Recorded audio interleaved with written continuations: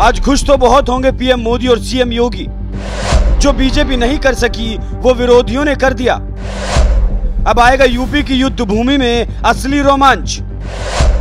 कैसे रोक पाएगा गठबंधन मोदी योगी की प्रचंड लहर।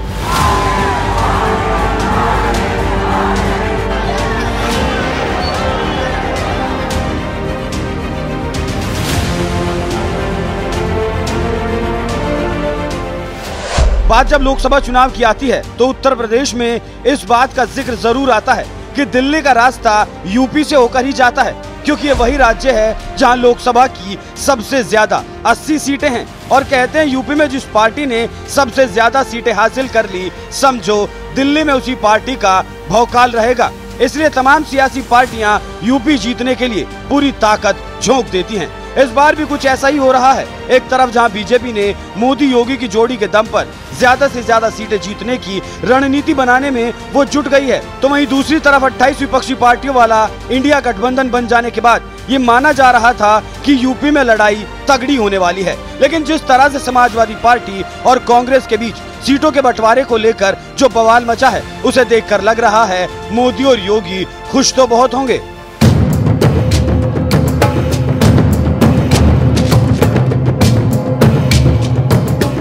मोदी को सत्ता से हटाने के लिए 28 विपक्षी पार्टियों ने इंडिया गठबंधन तो बना लिया, लेकिन सबसे बड़ा सवाल ये है कि जिस यूपी में लोकसभा की 80 सीटें आती हैं, उस यूपी को जीतने के लिए विपक्षी गठबंधन में उतना दम नजर नहीं आता जितना होना चाहिए।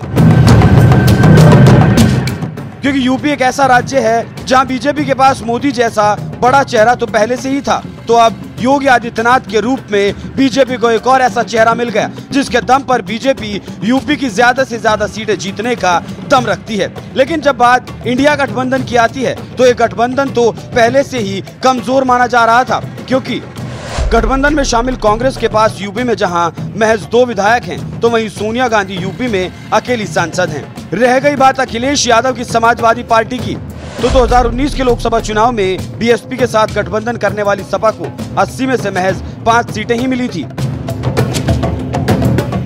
इसी बात से समझ सकते हैं कि बीजेपी को हराने के लिए सपा और कांग्रेस में कितना दम है। ये बात यहीं खत्म नहीं होती। यूपी में इंडिया गठबंधन तो पहले से ही कमजोर नजर आ रहा था, तो वहीं मध्य प्रदेश चुनाव की वजह से सपा और कांग्रेस के बीच तल्खियां इतनी बढ़ गई कि बात यहां तक पहुंच गई कि अखिलेश यादव जहां कांग्रेस नेताओं को चिरकुट बोलने लगे, तो वहीं कांग्रेस नेता पूछने लगे हैं कि अखिलेश यादव कौन है। तो बात बोलनी है उनको।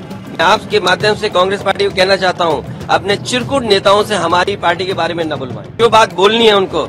मैं आपके माध्यम से कांग्रेस पार्टी को कहना चाहता हूँ, अपने चिरकुट नेताओं से हमारी पार्टी के बारे में न बुलवाएं। जिस व्यक्ति ने अपने बाप की इज्जत नहीं की, मुलायम सिंह जी को सार्वजनिक मंच से उन्होंने उनकी बेइज्जती की, तो जो अपने बाप की इज्जत नहीं कर पाया, वो हमारे जैसे साधारण कार्यकर्ता, साधारण लोगों की क्या इज्जत उनके मन में है। सर, अखिलेश यादव ने आरोप लगाया कि ठाकरे भी बोला। अरे भाई छोड़ो अखिलेश। सर, अखिलेश यादव ने आरोप लगाया कि ठाकरे भी बोला। अरे भाई छोड़ो अखिलेश।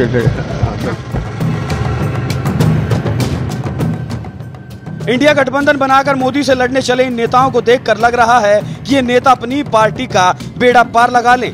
यही बड़ी बात होगी, क्योंकि गठबंधन में शामिल नेताओं के बीच जिस तरह से लड़ाई झगड़ा चल रहा है, उसे देखकर तो यही लगता है कि बीजेपी के मन में भी लड्डू जरूर फूट रहा होगा। क्योंकि जो काम बीजेपी को करना चाहिए था, वो तो गठबंधन के नेताओं ने ही खुद कर दिया। मोदी को हराने के लिए बना गठबंधन विधानसभा चुनावों में ही दरकता हुआ नजर आ रहा है, वो भी सिर्फ 4 सीटों के लिए। जिस मध्य प्रदेश में सपा साल 2018 के विधानसभा चुनाव में महज 1 सीट जीत पाई थी, उसने कांग्रेस से कम 4 सीट मांगी थी, लेकिन कांग्रेस ने सपा को 4 सीट भी नहीं दी, जिससे अखिलेश यादव बुरी तरह से बौखला गए।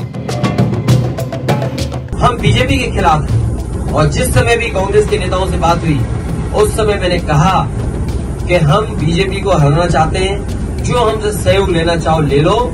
और उस समय उन्होंने बैठक करके रात में 1 बजे बैठ करके, जिसमें हमारी पार्टी के एमएलसी रहे श्याम सुंदर जी, विधायक रहे दीपक, हमारे प्रदेश के अध्यक्ष, पार्टी के संगठन के डॉक्टर मनोज, इन लोगों ने बैठ करके कांग्रेस के वरिष्ठ नेता, दोनों पूर्व मुख्यमंत्रियों से बात की। उन्होंने रात के 1 बजे जब मीटिंग खत्म हुई, उन्होंने आश्वासन दिया कि 6 सीटें लगभग आपको दी जा सकती हैं। और वो खबर अखबार में भी छपी। मुझे भरोसा हो गया कि 6 नहीं कम से कम 4 दे देंगे। लेकिन जब सूची आई कांग्रेस की तो जो हमारा सिटिंग एमएलए है उस पे भी उन्होंने प्रत्याशी घोषित कर दिया। इसलिए मजबूरी में समाजवादियों को अपने जहां मजबूत क्षेत्र है वहां पर कार्यकर्ताओं की भावना को समझते हुए हमें लड़ाना पड़ रहा है। को लेकर जो चल रहा है और जो कि आप लोग की बात, उनका ये कहना है कि जब बातचीत नहीं करनी थी, टिकट नहीं हमने बातचीत करी, हमारा पूरा प्रयास था, हमारे लोग ही राजी नहीं हो रहे थे, क्योंकि प्रश्न ये नहीं था कि कितनी सीटें, प्रश्न था कि कौन सी सीटें। इसमें सबको राजी करना पड़ता है, मुझे अपने संगठन को राजी करना पड़ता है। उनके वो लोग तो नंबर नहीं था, जो सीटें वो चाहते थे उस पर हम अपने लोगों को कन्विंस नहीं कर पाए।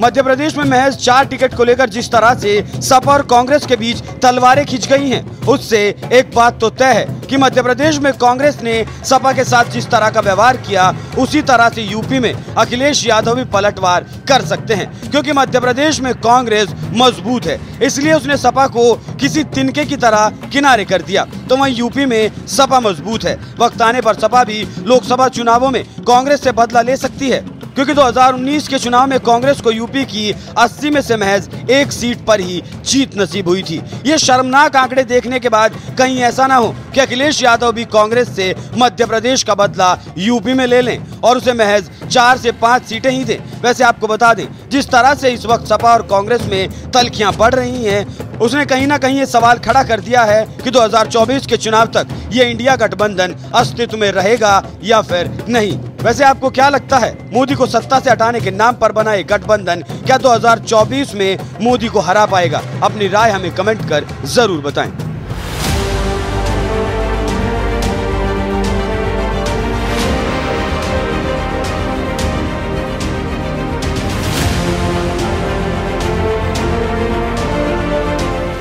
हम बीजेपी के खिलाफ हैं और जिस समय भी कांग्रेस के नेताओं से बात हुई उस समय मैंने कहा कि हम बीजेपी को हराना चाहते हैं, जो हमसे सहयोग लेना चाहो ले लो। और उस समय उन्होंने बैठक करके रात में 1 बजे बैठ करके, जिसमें हमारी पार्टी के एमएलसी रहे श्याम सुंदर जी, विधायक रहे दीपक, हमारे प्रदेश के अध्यक्ष, पार्टी के संगठन के डॉक्टर मनोज, इन लोगों ने बैठ करके कांग्रेस के वरिष्ठ नेता दोनों पूर्व मुख्यमंत्रियों से बात की।